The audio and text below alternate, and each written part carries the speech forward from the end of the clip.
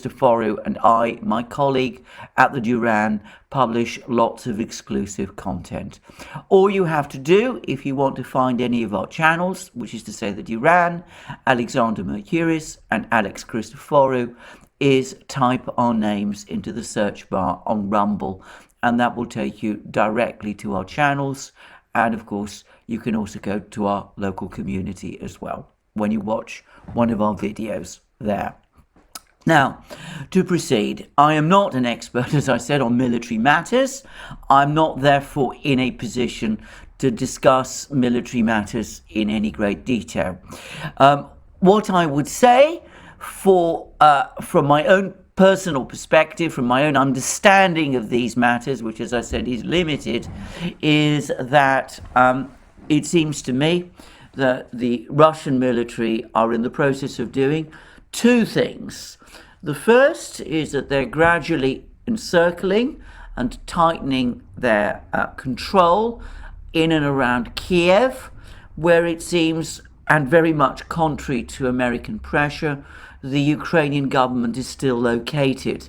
There's some rumors that Zelensky himself has actually moved out of the presidential headquarters or main government buildings in Kiev and is hiding in a bunker somewhere. I'm going to disregard that kind of chatter until there is some corroboration of it. But anyway, the Russians seem to be steadily and incrementally tightening the ring around Kiev. And the other thing that they're doing, and that this seems to me to be perhaps the even more important part of the war, if one can call it a war, is that the Russian military also seem to be gradually and incrementally surrounding the Ukrainian army in the Donbass, which is now also facing strong attacks from the militia in the Donbass, the militia of the Donetsk and Lugansk People's Republics, which are very much on the offensive. And as I understand it, the commanders of that militia now predict that they will have recovered all the territory of their regions within a few days. So that, it seems to me, is the main direction of the Russian military operation.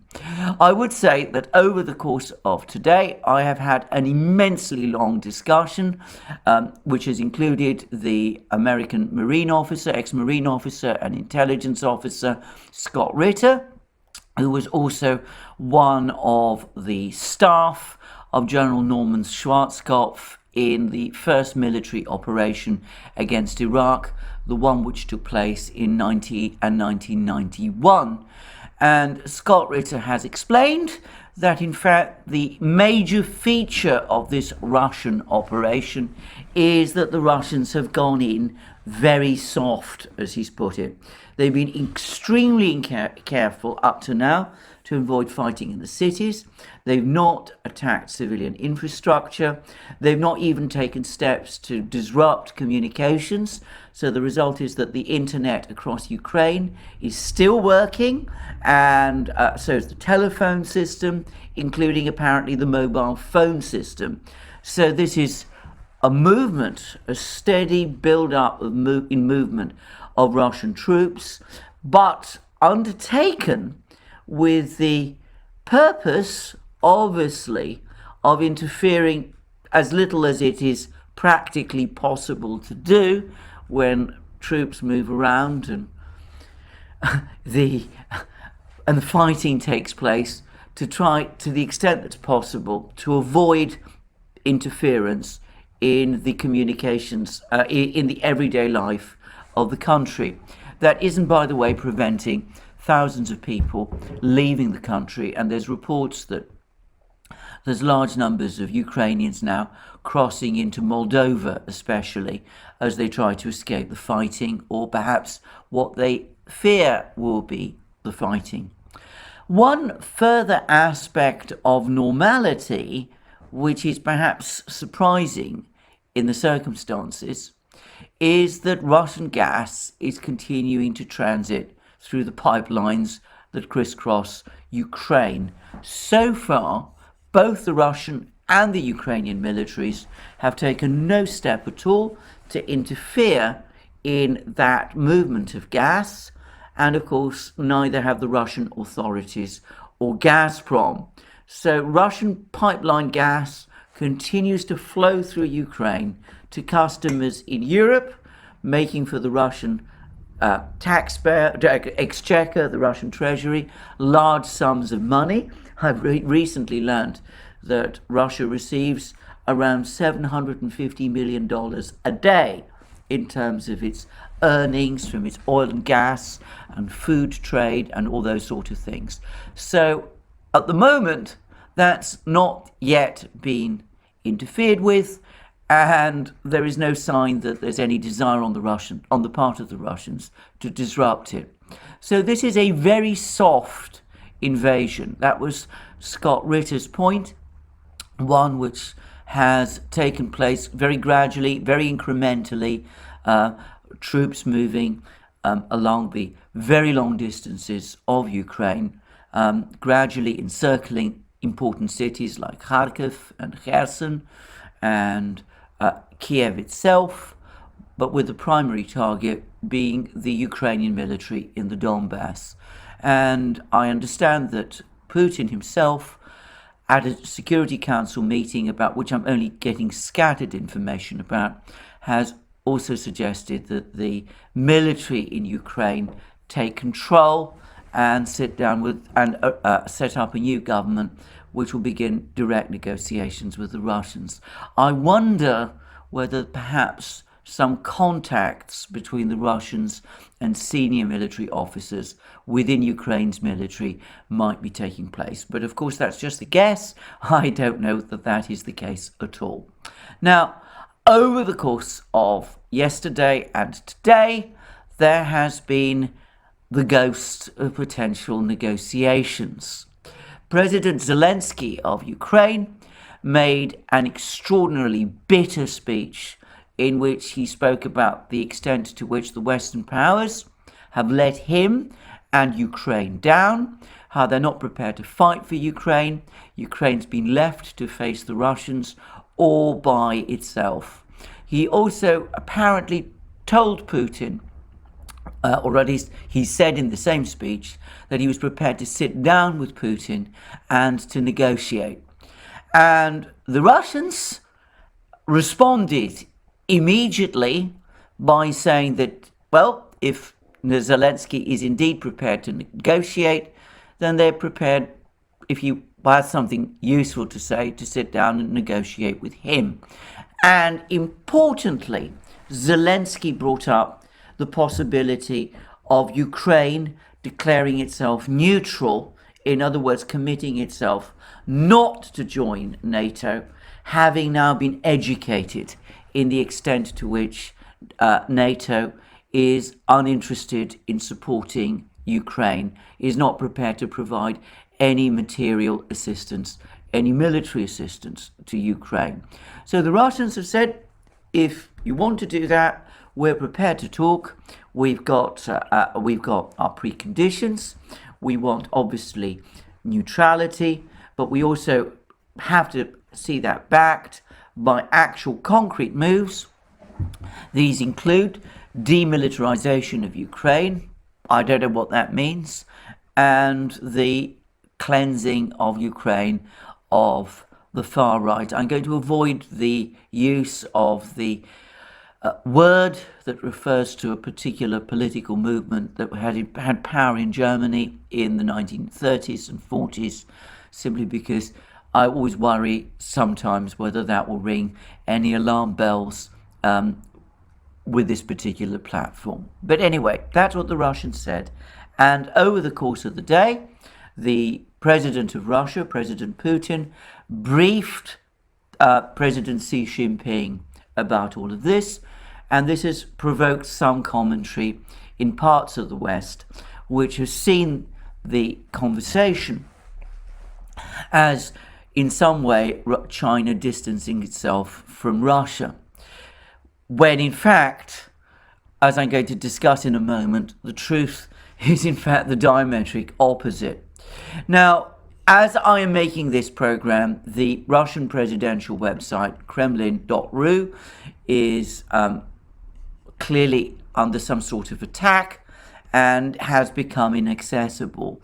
But we have the Russian readout from Sputnik and of this conversation between Putin and Xi Jinping, and I'm going to read that, and then in a moment I'm going to read the Chinese readout. This is what the Russian readout says.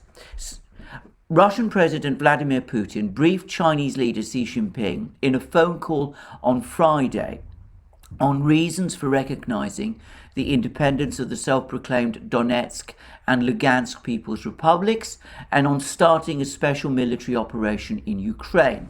The Russian president informed the Chinese leader in detail of the reasons for the decision to recognize the Donetsk and Lugansk People's Republics and to conduct a special military operation aimed at saving the civilian population from genocide, as well as to ensure the demilitarization and whatever of Ukraine. The Chinese leader, on his part, said that he respects the Russian actions in the Donbass region. Xi Jinping stressed that he respects the actions of the Russian leadership in the current situation. President Putin told Xi Jinping that taking into account the signals received from Kiev, this obviously refers to the speech from Zelensky and Zelensky's apparent willingness to discuss neutrality, he was ready to send a delegation to Minsk for high-level negotiations. And then the Kremlin added that the conversation between Putin and Xi Jinping was constructive and friendly, demonstrated a convergence of policy approaches to the major issues on the international agenda. So the Kremlin has gone out of its way to say that this is a friendly call, and it's a case of Putin briefing Xi Jinping on Russia's willingness to open negotiations based on Zelensky's apparent proposal to discuss the question of neutrality. And the Chinese have, of course, provided their own readout, and I'm going to read it. And I'm going to go directly to the section that deals with Ukraine, because it also discusses various other things like the Olympic Games, which I'm going to skip. The two presidents exchanged, this is the Chinese readout, the two presidents exchanged views with a focus on the current situation in Ukraine. President Putin set forth the historical context of the Ukrainian issue, Russia's special military operation in eastern Ukraine, and its position. He noted that the United States and NATO have long turned a blind eye to Russia's legitimate security concerns and have repeatedly negated their promises to Russia. Their continued military deployment eastward has challenged Russia's strategic red line. He also expressed Russia's willingness to have high-level negotiation with Ukraine. So this is, again, the readout is very careful to set out Russia's concerns, and it does so without comment, but in a way which implies Chinese agreement. And again, this readout makes the same point as the previous readout, that it was the Russians briefing Xi Jinping on Russian willingness to open negotiations with Zelensky, with Ukraine. And then we have the subsequent paragraph. President Xi noted that the dramatic change of the situation in eastern Ukraine recently has attracted a high level of attention from the international community. China determines its position concerning the Ukrainian issue on its own merits. It is important to reject Cold War mentality, take seriously and respect the reasonable security concerns of all countries, and reach a balanced, effective and sustainable European security mechanism through negotiation. That, in a word, is the Russian position too. Xi Jinping is endorsing it, and he says that the situation in Ukraine has arisen essentially because there has some countries, obviously the Western countries, have clung on to the Cold War mentality and are not prepared to take seriously and respect the reasonable security concerns of all countries, by implication, including Russia, and to reach a balanced, effective, and sustainable European security mechanism through negotiation. A European security mechanism is implicitly something different from NATO. And then the Chinese readout goes on to say China supports Russia in resolving the issue through negotiation with Ukraine. China has long held the basic position of respecting all countries' sovereignty and territorial integrity and abiding by the purposes and principles of the UN Charter. China is prepared to work with other members of the international community to promote common, comprehensive, cooperative, and sustainable security and to resolutely safeguard the UN-centered international system and the international order underpinned by international law. So China supports Russia's initiative in trying to settle the conflict in Ukraine by negotiation. In other words, the Russians, having decided to talk to the Ukrainians about Zelensky's neutrality proposal, they have China's support in doing that. But again, Xi Jinping, the Chinese, are extremely careful to set out China's basic position about supporting territorial integrity and a system of international relations based on the United Nations Charter, because of course they don't want to say or do anything that could be seized upon by the United States in future discussions in order to enable the United States to probe and make trouble for China in relations with Taiwan and the provinces of Western China, including Tibet, where strong secessionist movements are present. So again, the Chinese are very careful in their choice of words, but the readout uses the word China supports Russia. And it supports Russia, obviously, in negotiations, but these are negotiations which the Russians have proposed. My own view about this conversation between Putin and Xi Jinping is that it was set up by the two governments, not so much in order for the Russians to brief the Chinese. I mean, I think the Russians are probably briefing the Chinese every step of the way, making it clear to the Chinese what they're doing.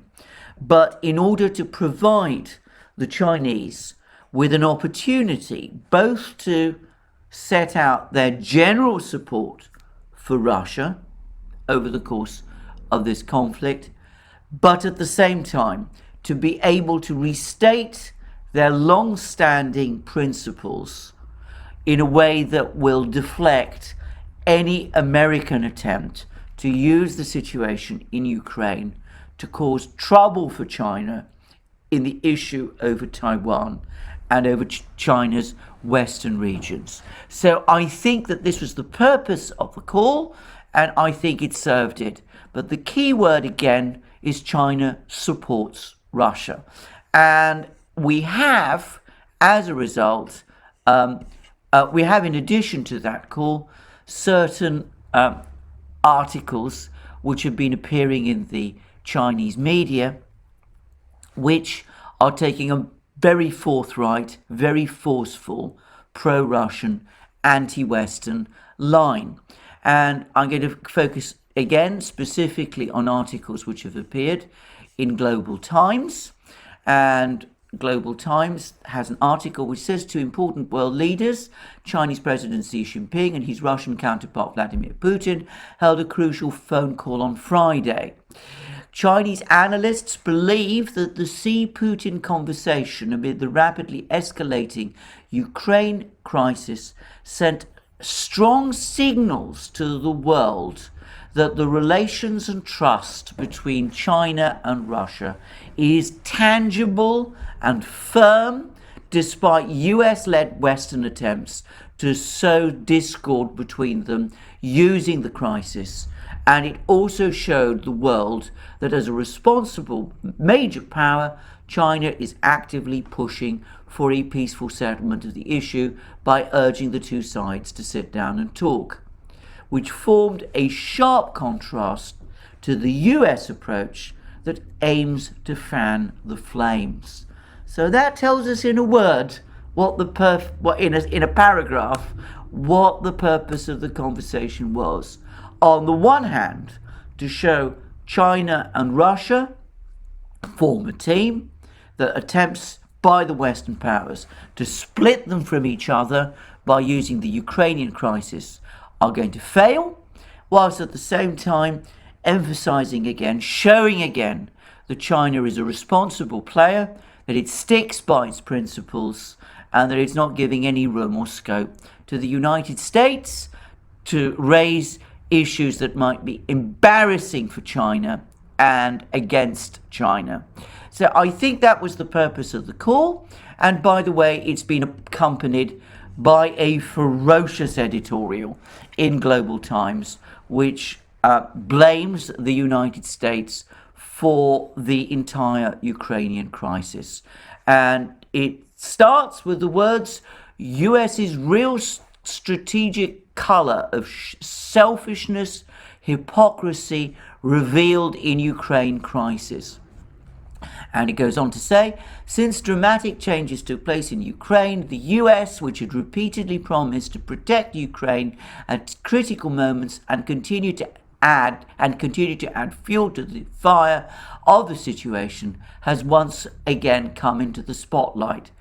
Ukrainian President Zelensky, in a video speech, complained that Western countries have abandoned Ukraine and left it to defend itself alone. Some Western netizens even ask, where has the US been which provoked the war and said it stands with Ukraine? And then the editorial goes on to say, however, has the United States really disappeared? On the contrary, it is quite busy gaining more strategic interests, that's those words in quotation marks, from the flames of war in Ukraine. The latest remarks by the US on the Ukrainian situation, released by the White House, have underlined 2 points. First, turning Russia into pariah on the international stage through sanctions and other measures. Second, NATO has been more united and more determined than ever, and this is good news. As for Ukraine, which Washington uses as a pawn, in addition to reiterating that the US wouldn't send troops there, Washington only simply said it will support the Ukrainian people as they defend their country and will provide humanitarian relief to ease their suffering. Washington has once again displayed its selfishness and hypocrisy to the world. People have seen that after the US pushed Ukraine into the fire, it stood aside, pretending to care about the country and saying, I support you, keep fighting. It is fair to say that the evolution of the situation in Ukraine until today is a geopolitical tragedy. From the very beginning, it's a bitter result of the US's strategic selfishness and short-sightedness. As early as 1998, when the US Senate approved NATO's eastward expansion plan, the late senior US diplomat George Kennan had foreseen today's tragedy. He said this expansion would make the founding fathers of this country turn in their graves. However, the arrogant American elites always think they can profit from crises. For years, the US has incited conflicts, manipulated the situation from offshore, and reaped benefits. It is accustomed to be the one who adds the fuel to the fire without paying any cost. What it wants is to realize its instant interests. The US shows no consideration for the suffering of the locals, pushed into the forefront. When there is a real crisis, the so-called commitments it initially made will only become empty diplomatic rhetoric. Those politicians don't care about the suffering of local people at all, but attempt to attract attention under the guise of humanitarianism. And then there's a discussion about the situation in Afghanistan and what happened there. And then there's talks, then it goes on to say the US often talks about humanity, justice and morality, but what it really does is calculating interests.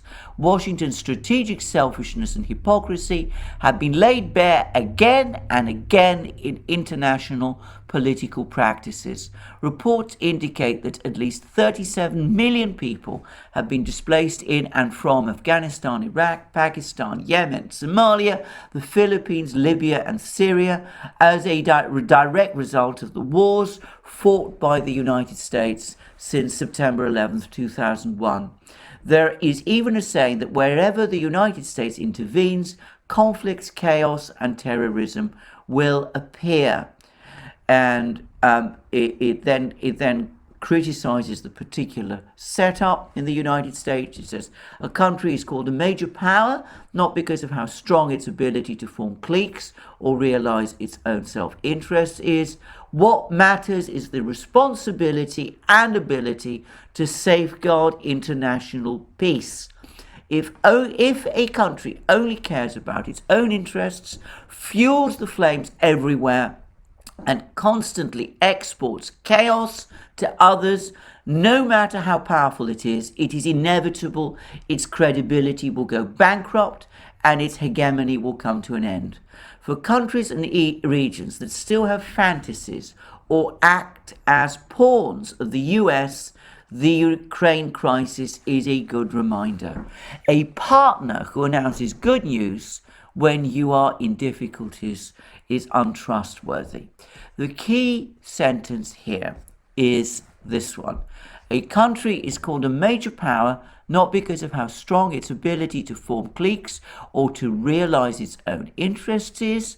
What matters is its responsibility and ability to safeguard international peace. If a country only cares about its own interests, fuels the flames everywhere, and constantly exports chaos to others, no matter how powerful it is inevitable its credibility will go bankrupt and its hegemony will come to an end. And this explains the context of those discussions between Putin and Xi Jinping.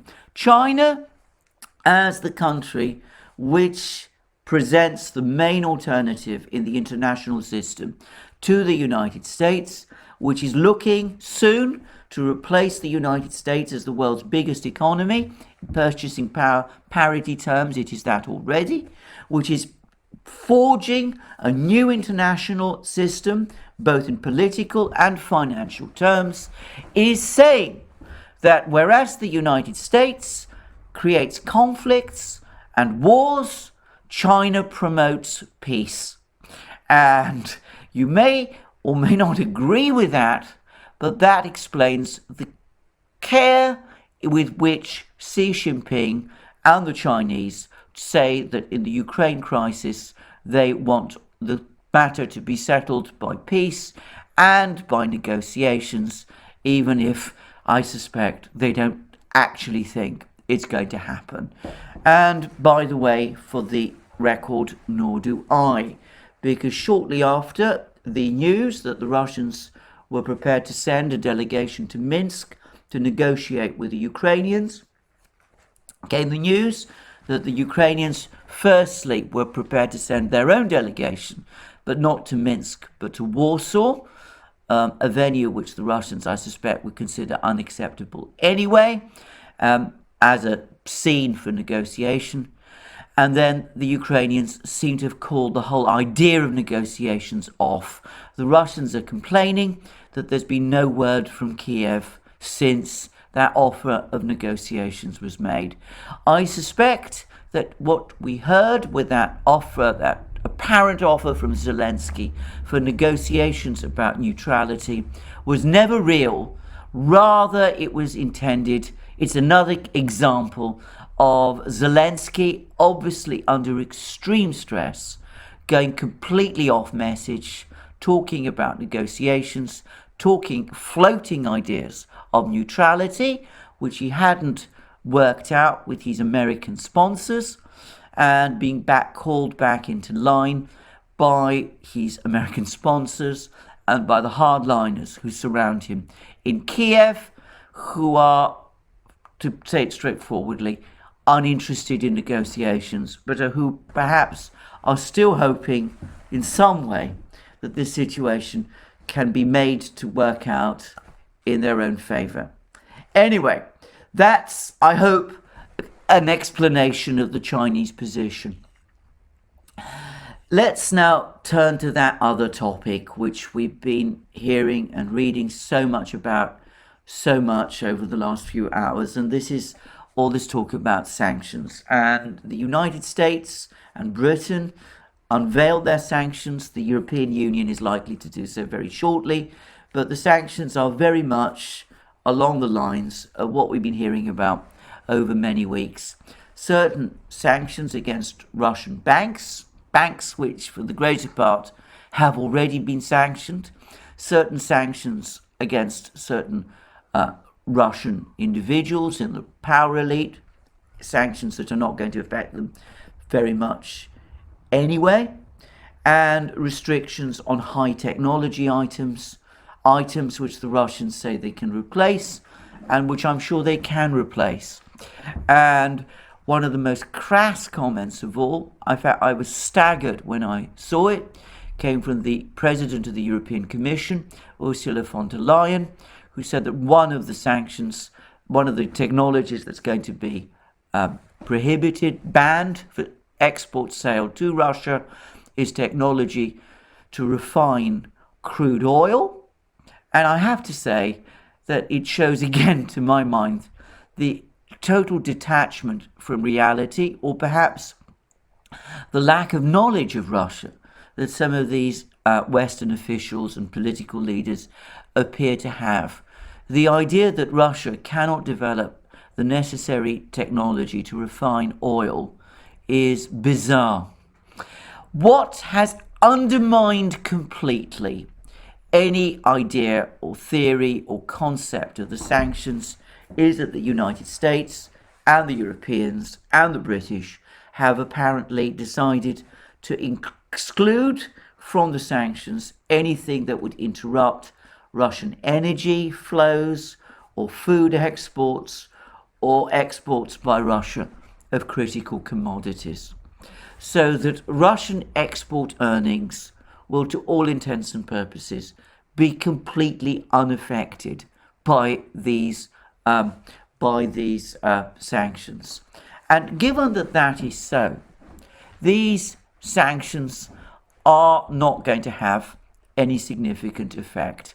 In fact, Joe Biden himself, in his speech, and German Chancellor Olaf Scholz, to an even greater degree, blurted out the truth, which is that these sanctions, at least in the short term, are not going to make any difference. They are supposed, allegedly, to be effective over the medium and long term. The reality is the contrary. Sanctions which have to take a long time to achieve effect will never achieve any effect. Made against an industrially developed and technologically advanced country like Russia, giving sanctions prohibiting exports of certain technologies will only encourage Russia to produce these same technologies itself. So talking in this way is not going to change anything. It's not going to shift the situation on the ground. It's not going to create any real difference either in Russia's economic situation going forward or affect the geopolitical conflict which we see underway. For the record, in the hours after the sanctions announcements in Washington and London, the ruble strengthened and the Russian stock market rose I don't particularly place much particular weight on these indicators in this kind of conflict period. They're inevitably going to be susceptible to gyrations. But clearly, market actors in the Russian market were not particularly impressed by this sanctions announcement or dismayed by it. Anyway, going forward, I will say this. There's an actually extremely good article about sanctions in the Daily Telegraph by Ambrose Evans Pritchard, a person who I often cite and often agree with, though I want to stress I don't agree with him always. This is a good article, however, and it comes from one of the very few commentators who's actually considered the sanctions question properly. And he now says that sanctions aren't going to work, and the article reads as follows. Greater Russia is now a full-spectrum commodity superpower, less vulnerable to sanctions than Europe itself. The West's pain threshold is about to be tested. Fortress Russia will endure this contest of self-reliance more stoically than Europe. And then he goes on to say, we wake up to the sobering reality that Russia is too pivotal for the international trading system to punish in any meaningful way. It influences or determines everything from bread in the shops to gas for Europe's homes and power plants to supply chains for aerospace and car plants, or soon will do if Kiev falls. Who knew that almost 90% of Europe's imports of rapeseed oil comes from Ukraine, or Spain's Jamon Iberica depends on grain feed from the black earth belt of the Ukrainian steppe. Ukraine turns Putin's neo-Tsarist empire, well, that's Ambrose Evans Pritchard's description, into the Saudi Arabia of food, controlling 30% of global wheat exports and 20% of corn exports. It is not just Brent crude oil that has spiked violently. Aluminium smashed all records on Thursday. Chicago wheat futures have hit $9.32 a bushel, the highest since the hunger riots before the Arab Spring. Do not confuse this with inflation. Rocketing commodity prices are a transfer of wealth to exporters of raw materials. For Europeans at the sharp end, it acts like a tax, leaving less to spend elsewhere. It is deflationary for most of the economy. If it continues for long, we will slide into recession.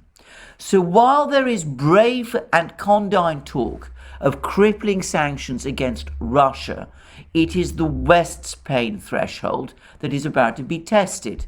My presumption is that Fortress Russia will endure this contest of self-reliance more stoically than Europe's skittish elites. And then he goes on to say, but the debate in the British Parliament over whether to hit a few more oligarchs or restrict city access for more Russian banks has bordered on parody. Brits talking to Brits in a surreal misunderstanding of raw geopolitiks, as if Putin was going to give up his unrepeatable chance to snatch back Kiev and Rus and shatter the post-Cold War dispensation of Europe, because David Lammy, that's a British MP, is vexed by golden visas. Nor does the temporary German suspension of Nord Stream 2 change anything. The pipeline was never going to supply extra gas this decade. The Kremlin's purpose was to reroute the same Siberian gas, switching it from the Ukrainian corridor to the Baltic, depriving Kiev of self-defense leverage. Once Putin controls Ukraine, Nord Stream 2 instantly becomes irrelevant. And then he goes on to say further down in the article, the 36% fall in the MOEX index in Moscow, that's one of Russia's two stock exchanges, means that Western investors with a Russian portfolio through pension funds or ETFs have lost money. It does not mean that Russia is being forced to its knees, as some would have it. Nor does the modest decline of the ruble imply unmanageable economic stress. Russia's exchange rate mechanism is designed to let the currency take the strain, cushioning the internal budget against shocks. Russia is sitting on $635 billion of foreign exchange reserves. It has a national debt of 18% of GDP, one of the lowest in the world. It has a fiscal surplus and does not rely heavily on foreign investors to finance the state. This renders US sanctions against new issuance of sovereign debt bonds a mere nuisance. The Kremlin is enjoying a windfall gain from commodities. Benchmark gas futures contracts for March have hit extreme levels of 120 euros a megawatt hour. Russia is earning $700 million a day from sales of oil to Europe and to the US, which needs heavy Urals crude to replace sulfurous Venezuelan barrels for its refineries. The harsh truth is that Europe would spiral into crisis within weeks if flows of Russian gas were cut off by either side. The short-term loss of revenue for the Kremlin would be a small fraction of Russian gold, euro and dollar reserves. There is no symmetry in this. Whatever the rhetoric, energy business as usual will proceed. And then he discusses the technology blockade. The US and Europe can and will enforce a technology blockade, restricting Russia's access to advanced semiconductor chips, acting in tandem with Taiwan's TSMC and Korea's Samsung. This will hurt, but it will take time. Russia has stockpiles. It has its own producers able to make mid-level chips down to 28 nanometers. I should say, as I understand it, mid-level chips are the ones that are far and away the most widely used in industry. And for the record, I suspect that the Russians already make more advanced chips than the ones discussed. The chips that we know about that the Russians make, and I've discussed this before, are the ones that are made by their private enterprise producers. We know very little about chips, microchips, produced by the Rostec Corporation, which is state-owned and which brings together the Russian military-industrial complex, and which we know has its own semiconductor division. So we mustn't make assumptions